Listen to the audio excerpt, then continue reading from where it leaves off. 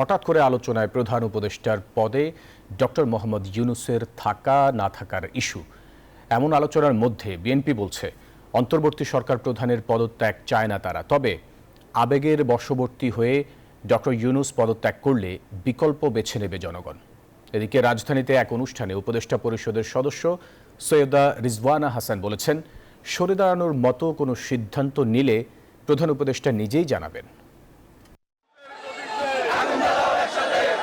কদিন থেকেই অস্থির দেশের সামগ্রিক রাজনীতি, রাজপথের আন্দোলন সংগ্রাম, সেই সঙ্গে নানা ধরনের গুজব গুঞ্জন। পরিস্থিতি জটিল হলে রাজনীতির মাঠের উত্তাপ গড়ায় নানা সামরিক বেসামরিক বাহিনীতেও। এক পর্যায়ে প্রধান উপদেষ্টার সঙ্গে দেখা করেন এনসিপি আহ্বায়ক নাহিদ ইসলাম। জানান পদত্যাগের কথা ভাবছেন ডক্টর মোহাম্মদ ইউনূস। এ নিয়ে রাজনৈতিক অঙ্গনে চলছে নানা আলোচনা সমালোচনা। বিএনপি বলছে প্রধান উপদেষ্টার পদত্যাগ চায় না তারা, তবে আবেগের বশবর্তী হয়ে পদত্যাগ করলে বিকল্প মেনে নেবে জনগণ। ডিসেম্বরের মধ্যে জাতীয় সংসদ নির্বাচন অনুষ্ঠানের জন্য একটি স্পেসিফিক রোডম্যাপ প্রদান করবেন, রোডম্যাপ প্রদান করা উচিত, সেই দাবি আমরা করেছি। ওনার পদত্যাগ আমরা দাবি করিনি। যদি তারপরেও তিনি মনে করেন যে দায়িত্ব পালনে তিনি অপারগ বা ইমোশনালি আবেগের বশবর্তী উনি দায়িত্ব ছেড়ে দেন, তখন রাষ্ট্র তো বসে থাকবে না, জাতি বসে থাকবে না, তাকে তো বিকল্প খুঁজে নিতেই হবে রাষ্ট্রকে। একই ধরনের কথা বলেন বিএনপি চেয়ারপারসনের উপদেষ্টা জয়নুল আবদিন ফারুক। আমরা তো চাই না আপনাদের পদত্যাগ, আমরা তো আপনাদের বসিয়েছিলাম। বাংলাদেশের মানুষ যে জন্য আন্দোলন করেছে, একটি নির্বাচনের জন্য 9টি মাস অতিবাহিত হলো, কেন এখনো নির্বাচনের মত দেওয়া হচ্ছে না? এই ইস্যুতে পরিবেশ উপদেষ্টা রিজওয়ানা হাসান জানান, পদত্যাগের মতো সিদ্ধান্ত নিলে প্রধান উপদেষ্টা নিজেই জানাবেন। কিছু কিছু গুরু দায়িত্ব তো আছে, সেগুলো পালনের সাথেও তো মাসের একটা সম্পর্ক থাকতে পারে। তো ওনার যদি কোনো কিছু বলার থাকে, আমি নির্বাচনের প্রশ্নেও বলেছি, দায়িত্ব পালনের প্রশ্নেও বলেছি, ওটা আপনারা ওনার থেকেই শুনবেন। ঢাকা বিশ্ববিদ্যালয়ের নবাব নওয়াব আলী চৌধুরী সিনেট ভবনে এক কনফারেন্স শেষে সাংবাদিকদের প্রশ্নের জবাবে তিনি জানান, কেবল নির্বাচন নয়, সংস্কার ও বিচার কাজ শেষ করার জন্য দায়িত্ব নিয়েছেন তারা। শুধুমাত্র ইলেকশন করবার জন্য তো আমরা দায়িত্বটা নিইনি, যেটা আরো দুটো দায়িত্ব আছে। জুবায়ের রাজিন, নিউজ 24, ঢাকা। ফ্যাসিবাদ বিরোধী ঐক্য সুদৃঢ় করতে না পারলে হাতছাড়া হতে পারে জুলাই বিপ্লবের সুফল, এমনটি মন্তব্য বিএনপি এবং এনসিপি নেতাদের। তারা বলছেন, ছোটখাটো মতপার্থক্য ভুলে সবাই মিলে সুন্দর বাংলাদেশ গড়তে হবে, মসৃণ করতে হবে গণতন্ত্রের পথ চলা।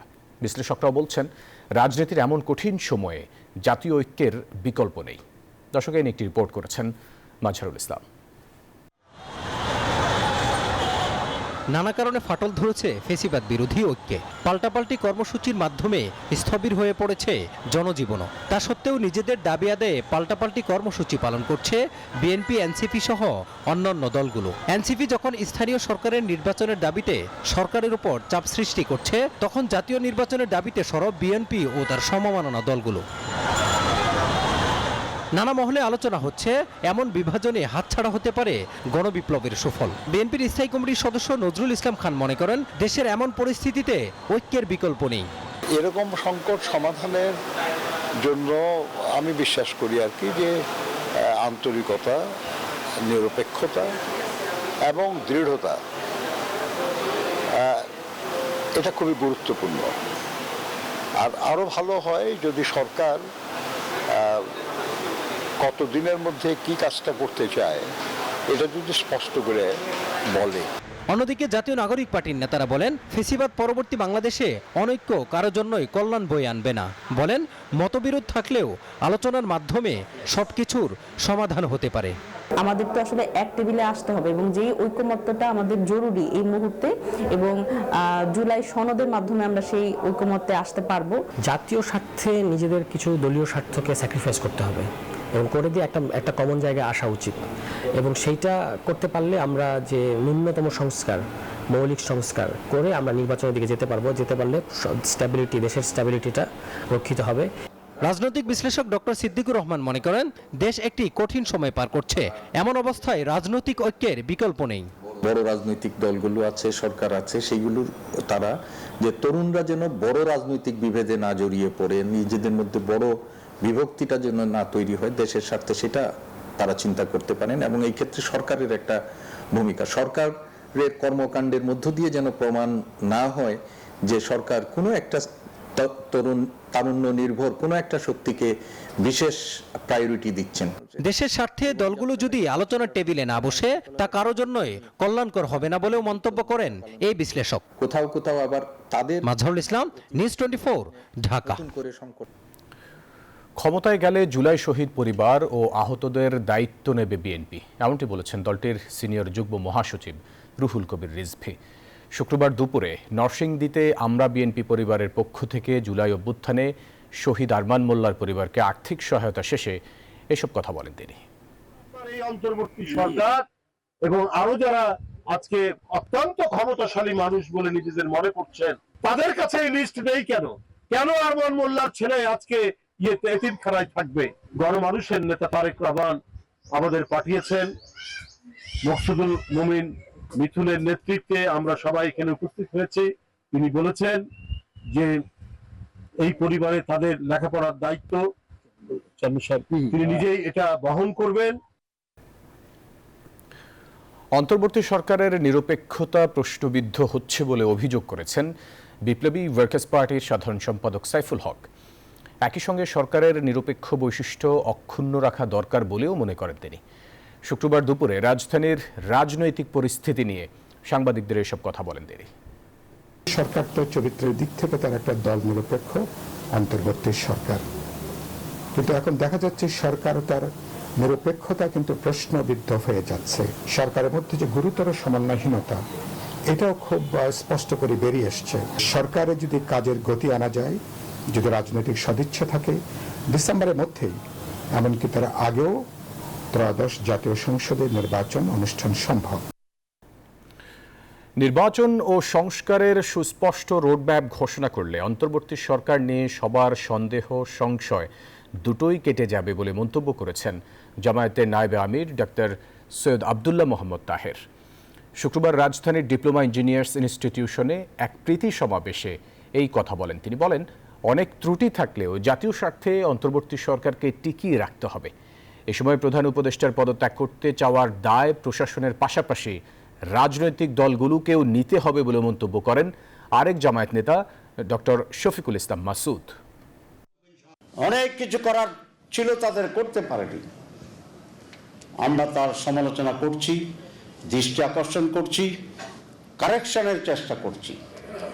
তবে এই কথা নিঃসন্দেহে একমত হতে হবে, এই জাতিকে অধ্যাপক ইউনূসের নেতৃত্বেই যে ইন্টারিম গভর্নমেন্ট আছে সেই গভর্নমেন্টকে টিকে রাখতে হবে।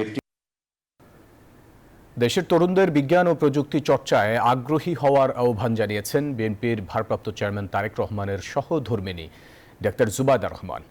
শুক্রবার রাজধানীর গুলশানে জিয়াউর রহমান ফাউন্ডেশন কার্যালয়ে অনুষ্ঠিত বিজ্ঞান মেলা ও পুরস্কার বিতরণী অনুষ্ঠানে তিনি এই আহ্বান জানান। একটি উদ্ভাবনী ও জ্ঞানভিত্তিক বাংলাদেশের স্বপ্ন তুলে ধরে তিনি আরও বলেন, বিজ্ঞান চর্চার কোনো শেষ নেই। এই বিজ্ঞান চর্চার মাধ্যমে পৃথিবীকে অনেক কিছু দেওয়ার আছে। জীবনে প্রত্যেক ক্ষেত্রে তোমরা সার্থক হও এবং দেশের মুখ উজ্জ্বল করো বিশ্বের দরবারে। এবং বিজ্ঞানের প্রতি তোমাদের যেই মমত্ববোধ আমরা দেখতে পাচ্ছি, ভবিষ্যতে আমরা আশা করব তোমরা বিজ্ঞানের জগতে উদ্ভাবন করে পৃথিবীর সমগ্র মানুষের জন্য কিছু করবে। সীমান্ত দিয়ে চলতি মাসে কয়েক শতাধিক ব্যক্তিকে বাংলাদেশে পুশিং করেছে ভারত। এই ঘটনায় নিন্দা ও উদ্বেগ জানিয়ে বাংলাদেশ দফায় দফায় চিঠিও দিয়েছে ভারতকে। চিঠিতে পুশিংয়ের পুনরাবৃত্তি বন্ধের অনুরোধ জানানো হয়েছে, কিন্তু অভিযোগকে প্রত্যাখ্যান করে আসছে ভারত। দেশের সীমান্ত দিয়ে ভারতীয় নাগরিকদের পুশিং থামছেই না। চলতি মাসের শুরু থেকে পুশিং অব্যাহত রেখেছে ভারত। গত 4 ও 7 মে প্রায় 200 ব্যক্তিকে পুশিং করে দেশটি। বৃহস্পতিবারও 6 জেলার সীমান্ত দিয়ে পুশিং করে শতাধিক ব্যক্তিকে। তাদের আটক করেছে বিজিবি। এ নিয়ে সীমান্তবাসীর মধ্যে উদ্বেগ উৎকণ্ঠা কমছে না।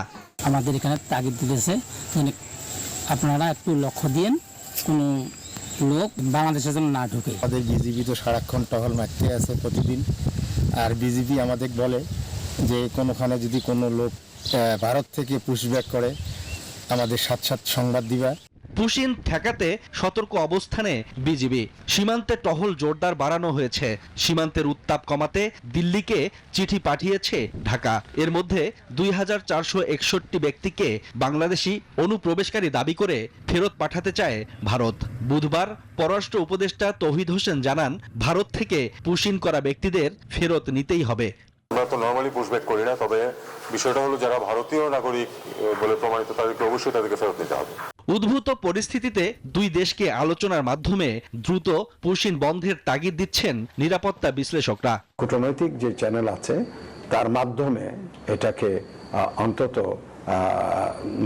নিবৃত করা উচিত এই ধরনের অমানবিক কাজ থেকে এবং উস্কানিমূলক কাজ থেকে ভারতকে নিবৃত করার জন্য। বর্তমান অবস্থার পরিপ্রেক্ষিতে আমাদের যে টহল কার্যক্রম এবং গোয়েন্দা নজরদারি আগের থেকে অনেক বৃদ্ধি পেয়েছে। বিশেষজ্ঞরা বলছেন, পুশিনের পদক্ষেপগুলো গভীর উদ্বেগের, যা চূড়ান্তভাবে সামগ্রিক নিরাপত্তা পরিস্থিতির উপর প্রভাব ফেলছে। Shoaib Shamim, desk report, news 24। আইএমএফের চাপিয়ে দেয়া কোনো শর্ত গ্রহণ করেনি সরকার বলে জানালেন অর্থ উপদেষ্টা। জানান, তবে সংস্কার নিয়ে খানিকটা চাপে রয়েছে বর্তমান সরকার। আর ব্যাংকিং খাত সংশ্লিষ্টরা বলছেন, বিগত সরকারের নীতির বাইরে গিয়ে ব্যাংক পরিচালনার মাসুল গুনছে এখন বাংলাদেশ। শুক্রবার রাজধানীতে বাংলাদেশ অর্থনীতি অলিম্পিয়াডের অনুষ্ঠানে এসব কথা বলেন তারা। জুলাই আগস্ট বিপ্লব পরবর্তী 9 মাসে অনেকটাই ঘুরে দাঁড়াচ্ছে অর্থনীতি। রেমিট্যান্স ও রিজার্ভের সাথে বেড়েছে রপ্তানি এবং ডলার সরবরাহ। বকেয়া পরিশোধের সাথে কমেছে দায়ের পরিমাণ। ব্যাংকিং খাতেও ফিরেছে গতি। শুক্রবার বাংলাদেশ অর্থনীতি অলিম্পিয়াড 2025-এর অনুষ্ঠানে বক্তারা তুলে ধরেন জুলাই অভ্যুত্থান পরবর্তী বাংলাদেশের গতিপথ। ব্যাংকিং খাত সংশ্লিষ্টরা বলেন, বিগত সরকারের আমলে দেশের অর্থনীতিকে নীতির বাইরে গিয়ে পরিচালনা করা হয়েছে।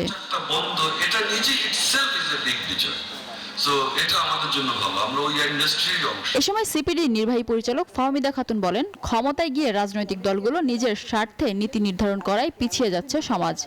যে গত 5 দশকের অধিক সময় ধরে এই যে যারা ক্ষমতাশীল, যারা অর্থ দিয়ে ক্ষমতাশীল, যারা রাজনীতির সাথে সংযুক্ত, তারাই কিন্তু এই অর্থনীতির নীতি নির্ধারণের ক্ষেত্রে তাদের স্বার্থটাকে প্রাধান্য দেওয়া হয়েছে এবং যেই কারণে কিন্তু দেখছি যে আমরা একদিকে প্রবৃদ্ধি, অন্যদিকে বৈষম্য। অর্থ উপদেষ্টা বলেন, নানা কারণে সংস্কার নিয়ে চাপে রয়েছে বর্তমান সরকার। আইএমএফ এর সাথে লেনদেন সুখকর নয়। আর আমাদের জন্য একটু এখন আমরা অনেক চ্যালেঞ্জের ভিতরে আজকে আইএমএফ ওয়ার্ল্ডের কত কিছু কথাবার্তা বলে ফেলে, সেটা যদি এখন সুখকর না, এটা সাব অপটিমাল সলিউশন আমরা দিয়েছি, সেটা হয়তো পারি না, বা ওরা যে যেতে করতে যেত সেটা চাপিয়ে দিতে পারে না। অর্থনীতি অলিম্পিয়াডে সারা দেশ থেকে 20,000-এর বেশি শিক্ষার্থী অংশ নেন। এদের মধ্যে বিজয়ী 5 জনকে নেওয়া হবে আজারবাইজানের রাজধানী বাকুতে আন্তর্জাতিক অর্থনীতি অলিম্পিয়াডে। মিনা ফেরদাউস, নিউজ 24, ঢাকা। লন্ডনে সালমান এফ রহমানের ছেলে শায়ান এফ রহমানের 2টি বিলাসবহুল সম্পত্তি জব্দ করার আদেশ দিয়েছে ব্রিটেনের ন্যাশনাল ক্রাইম এজেন্সি এনসিএ। এর মধ্যে রয়েছে গ্রসভ্যানর স্কয়ারের 65 লাখ পাউন্ডের ফ্ল্যাট এবং গ্রেশাম গার্ডেন্সের 12 লাখ পাউন্ডের বাড়ি। ব্রিটিশ নির্বাচনী রেকর্ড অনুযায়ী গ্রেশাম গার্ডেন্সের বাড়িতে একসময় সাবেক প্রধানমন্ত্রী শেখ হাসিনার বোন শেখ রেহানা থাকতেন। সম্প্রতি রাজা চার্লসের দাতব্য সংস্থায় 2.5 লাখ পাউন্ড অনুদান দিয়ে উপদেষ্টা পরিষদের চেয়ারম্যান হন শায়ান। এনসিএ জানিয়েছে, একটি চলমান সিভিল তদন্তের অংশ হিসেবে এই পদক্ষেপ। অর্থ পাচারের অভিযোগে বাংলাদেশে শায়ান, তার বাবা ও স্ত্রীর ব্যাংক হিসাব জব্দ করা হয়েছে। বৃষ্টি কিছুটা স্বস্তি দিলেও নতুন করে তাপপ্রবাহের পূর্বাভাস দিয়েছে আবহাওয়া অধিদপ্তর। আবহাওয়াবিদ বলছে, প্রাকৃতিক এই বৈরিতার মাঝে আবির্ভূত হবে ঘূর্ণিঝড় শ্রীলঙ্কার প্রস্তাবে, যার নাম শক্তি। চলতি মাসের 27 তারিখ বঙ্গোপসাগরে লঘুচাপ সৃষ্টির ফলে তা ঘূর্ণিঝড় শক্তিতে রূপ নিতে পারে বলে সতর্কতা জারি করেছে আবহাওয়া অধিদপ্তর। বছর ঘুরে মে মাসে আবারও দেখা দিচ্ছে ঘূর্ণিঝড়ের শঙ্কা। চলতি মাসের 27 তারিখ বঙ্গোপসাগরে লঘুচাপ সৃষ্টি হতে পারে, যা ঘূর্ণিঝড় শক্তিতে রূপ নেবে বলে সতর্ক বার্তা দিয়েছে আবহাওয়া অধিদপ্তর। শুক্রবার সকালে আবহাওয়া অফিস জানায় উষ্ণ সমুদ্রের তাপমাত্রার কারণে প্রায়শ মে মাসের মাঝামাঝিতে ঘূর্ণিঝড়ের সঞ্চালন তীব্র হয়। তবে ঘূর্ণিঝড় শক্তির গতিপথ কী হতে পারে তা জানা যাবে 27 মের পর। বর্ষার আগ মুহূর্তে এটা প্রতি বছর কিন্তু একটা লঘুচাপ তৈরি হয় এবং নিম্নচাপ কখনো কখনো এটা ঘূর্ণিঝড়ের রূপ নেয়। এবারও আমরা সেরকমই আশঙ্কা করছি আগামী 27 তারিখের দিকে একটা লঘুচাপ তৈরি হবে এবং এটা নিম্নচাপ হবে। নিম্নচাপের পরবর্তীতে এটা আসলে ঘূর্ণিঝড় হবে কিনা এটা সময় 27 তারিখে আমরা যখন ঘূর্ণিঝড়টা তৈরি হবে মানে লঘুচাপটা তৈরি হবে তারপরে আসলে বোঝা যাবে এবং লঘুচাপটা নিম্নচাপ এবং ঘূর্ণিঝড় হওয়ার পরবর্তীতে আসলে এটা ঠিক করা যাবে আসলে এর গতিপথটা কোন দিকে যাবে। এ অবস্থায় উত্তর বঙ্গোপসাগর উপকূলীয় এলাকা এবং সমুদ্র বন্দর সমূহের ওপর দিয়ে ঝোড়ো হাওয়া বয়ে যেতে পারে। 3 নম্বর স্থানীয় সতর্ক সংকেত দেখাতে বলা হয়েছে চট্টগ্রাম, কক্সবাজার, মোংলা ও পায়রা সমুদ্র বন্দরকে। এছাড়াও পরবর্তী নির্দেশ না দেয়া পর্যন্ত উত্তর বঙ্গোপসাগরে অবস্থানরত মাছ ধরার সব নৌকা ও ট্রলারকে সাবধানে চলাচল করতে বলা হয়েছে। ঘূর্ণিঝড় শক্তি আসার আগেই নানা প্রস্তুতি নিচ্ছে উপকূলের মানুষ। এখন তো সমুদ্রে যে একটা সিগন্যালটা আছে এটা বজ্র মেঘমেলা তৈরি হচ্ছে। বজ্র মেঘমেলা তৈরি ও থান্ডারিং হয়, বৃষ্টিপাত বেশি হয়, মাছ ধরা নৌকা ট্রলারদের জন্য সমস্যা। এই জন্য আমরা কিন্তু 3 নম্বর স্তরস্থ সংকেত দিয়েছি। পূর্বাভাস বলছে আগামী কয়েকদিন দেশের প্রায় সব বিভাগে বয়ে যাবে অস্থায়ী দমকা হাওয়া সহ বৃষ্টি অথবা বজ্রসহ বৃষ্টি। তবে বন্যা হওয়ার আশঙ্কা নেই বলে জানান তিনি। সুকন্যা আমির, নিউজ 24, ঢাকা। ব্রাহ্মণবাড়িয়ায় লাশবাহী অ্যাম্বুলেন্স থামিয়ে ডাকাতির ঘটনা ঘটেছে। এই ঘটনায় ডাকাতদের হামলায় 9 জন আহত হয়েছেন। ভুক্তভোগীরা জানায় বৃহস্পতিবার দিবাগত রাত 1টার দিকে এই ঘটনা ঘটে। ঢাকা থেকে অ্যাম্বুলেন্সে করে বাড়ি ফিরছিলেন তারা। পথে বরিশ্বর ইউনিয়নের তিলপাড়া এলাকা অতিক্রমের সময় ডাকাতরা সড়কে গাছ ফেলে পথ রোধ করে। পরে গাড়িতে হামলা করে মরদেহের সঙ্গে থাকা স্বজনদের কাছ থেকে 9টি মুঠোফোন ও নগদ 1.5 লক্ষ টাকা হাতিয়ে নেয়। পুলিশ জানান জড়িতদের ধরতে অভিযান চলছে।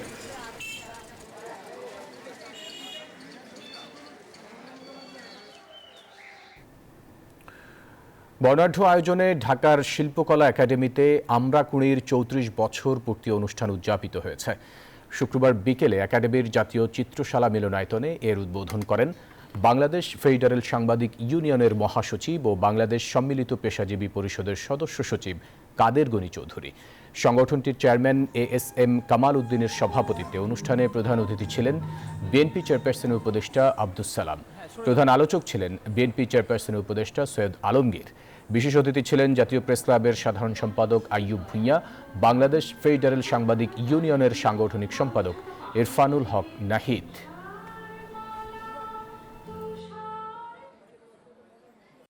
জাতির উন্নয়নে শিক্ষা আমদানি করা যায় বটে, কিন্তু সংস্কৃতি আমদানি করলে জাতি সত্তা হারিয়ে যায়।